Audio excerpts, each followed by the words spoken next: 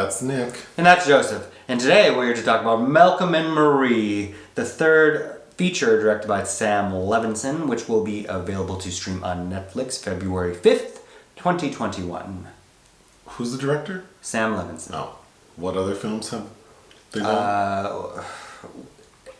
Another Happy Day was his debut in 2011, which I highly enjoyed, with Ellen Barkin, who he was dating at the time at least. He's much younger then.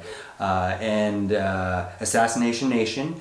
He's also directed 8 or 9 episodes of Euphoria, in which Zendaya stars. Okay. And he's the son of Barry Levinson, who's a very notable director. Wag the Dog. I know you've seen The Bay, which is that found footage horror movie back in 2012, which is kind of an odd standout in Barry Levinson's filmography. But yeah, so I guess this is your introduction to both Zendaya and Sam Levinson. Yeah, I've never seen Zendaya act. I know who she is, and I know she's on Euphoria, but... Mm-hmm. Okay. The film is about Malcolm and Marie. Malcolm is played by... John David Washington. And Marie is played by Zendaya. Mm-hmm. They're a couple. They've been together like 5 years. Mm-hmm. We find them returning home from the premiere of Michael's film. So Michael's a filmmaker, like director, writer, whatever, and Zendaya is a model. Mm-hmm. And the film, which I think is named Imani. Mm-hmm. Yeah, there's one point where he cites the Imani review. Imani. Or whatever you said. Zendaya's character Marie believes the main character Imani is based on her. So, like, a woman who, at the age of 20, became sober from, like, a drug addiction. Mm-hmm. So that's what pops the movie off, is they get into an argument because after the film premieres and Malcolm gets up to give his thank yous, he doesn't thank Marie. Mm-hmm. And they just start an hour, 30-minute fight. I mean, they're just going back and forth arguing. Of highs and lows. But it precipitates with her just wanting him to say thank you for being his, like, inspiration for the film. And he believes she's wrong. And yeah, they just argue all night until they fall asleep. And then we see them wake up in the morning. The house they're living in was provided by the production company, and it's this beautiful house in Malibu. It seems pretty secluded. So when they wake up from sleep early in the morning, I guess, they walk out and like look out onto the ocean, I would presume. Mm-hmm. The end. Yeah. So this was filmed in secret, kind of in a hurry and in quarantine. And ever since it was announced that it was made, it's been kind of... there's been Oscar buzz about it, specifically, I think, more geared towards Zendaya's performance. So my expectations, based on Levinson's previous work and all the buzz around it, was quite high. It's a hotly anticipated item. But it's safe to say I really did not enjoy this film. And I was trying very hard to find entryways into things I did like about it on a very superficial level, which I think is kind of where this film's narrative lies completely. I loved how it looked. It's got the velvety black and white cinematography shot by Marcell Rév, who's a Hungarian cinematographer. He did lend Assassination Nation, but he's worked quite a bit with Cornel Mundruczó, the Hungarian filmmaker who did Jupiter's Moon and White God and etc. Recently, Pieces of a Woman, although Marcell Rév didn't lend that film. Anyhow, so there is that about it, which gives it kind of that art house shout out to the new American cinema of the 1970s. And clearly Levinson, as he's written Malcolm, is obsessed with cinema and named off a litany of notable people in the background. So what did I like? You liked the look of the film more than I did, I guess. I don't dislike it, but it didn't, it didn't do anything for me. But the overarching themes, as it relates to these two's relationship, I think, I liked. like the essence of what they're saying to each other oftentimes made a lot of like connected with me and made a lot of sense. But the actual dialogue there, I mean, most of my notes are just references to like what I found to be corny dialogue. There is, it very directly addresses film criticism, film journalism in some ways that I think are important as far as like white film journalists go, but then it does so in a way that is also very inauthentic, and the film also grapples with that notion of authenticity. My first note is like that it is kind of weird talking about a film that, like, a major plot point is Malcolm's character like railing into critics. Not that I'm a critic, but like railing into people talking about his film. So I think it's funny, like, here I am talking about his film. I think that's on purpose, that this forces the critical body to engage with its own mechanism, but then at the same time fails completely to be to really get at what it's trying to say. Part of why I didn't necessarily love how the film looked was the exterior shots. Like, I mean, I'm familiar with Malibu to a degree, and I know that it's not all just beachfront property. Like, in the hills, it does kind of seem like secluded. But I didn't necessarily love how, like, the home they were in and, like, the exterior shots looked. Okay. It seemed extraneous because when we see, particularly Malcolm go, well, there are two scenes where Zendaya, like in the middle of conversation, Marie, in the middle of conversation, she, like, kind of vanishes to go outside.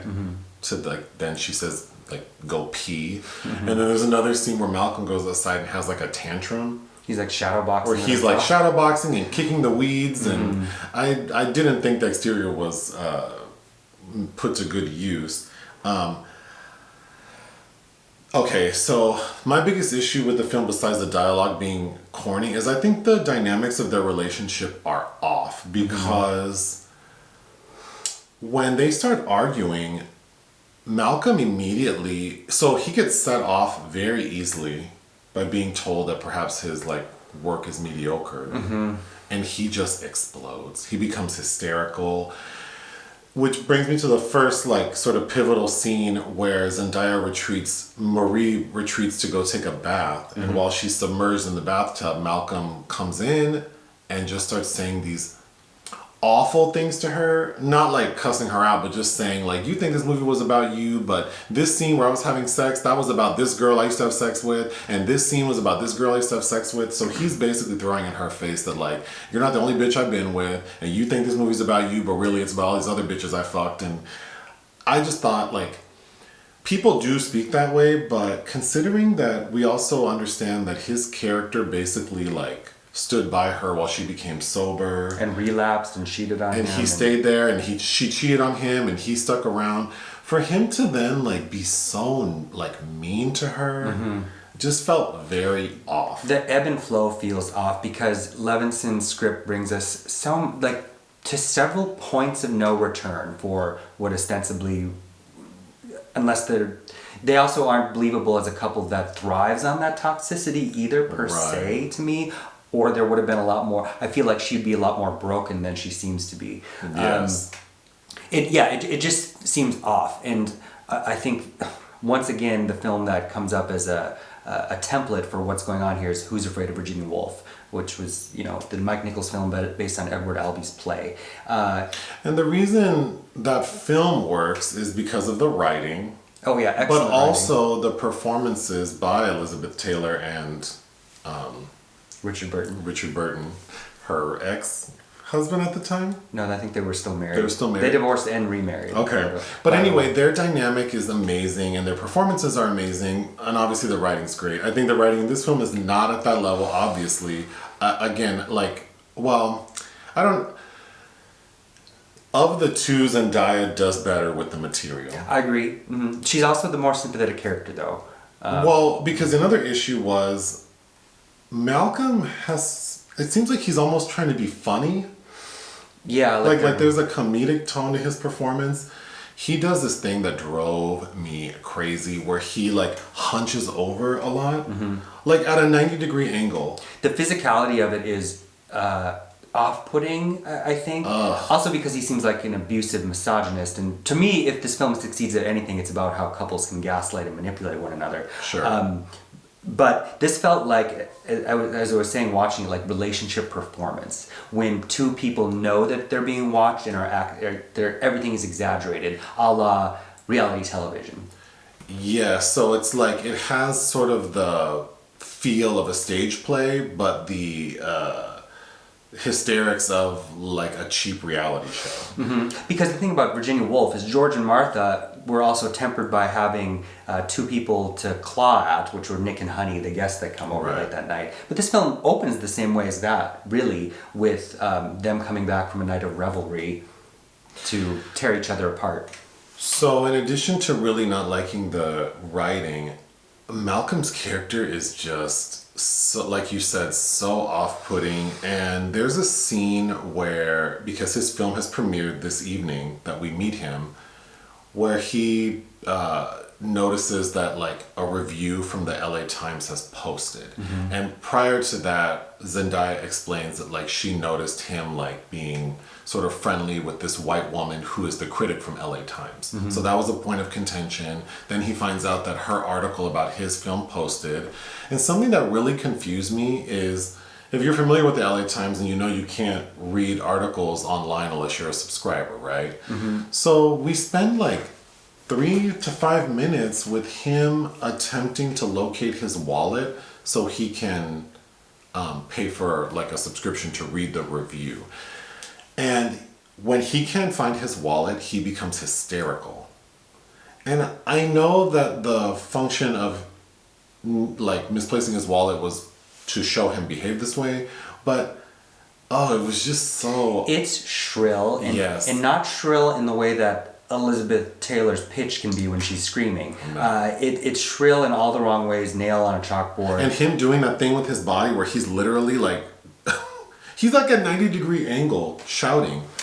It's ridiculous, and it comes off of a scene where Zendaya's character was very emotional, upset, and then now she's sitting at the kitchen table, very calm, being very helpful. It's just like, I felt like I was taking crazy pills watching these two behave. It's got a schizophrenic demeanor, but also not justifiably so.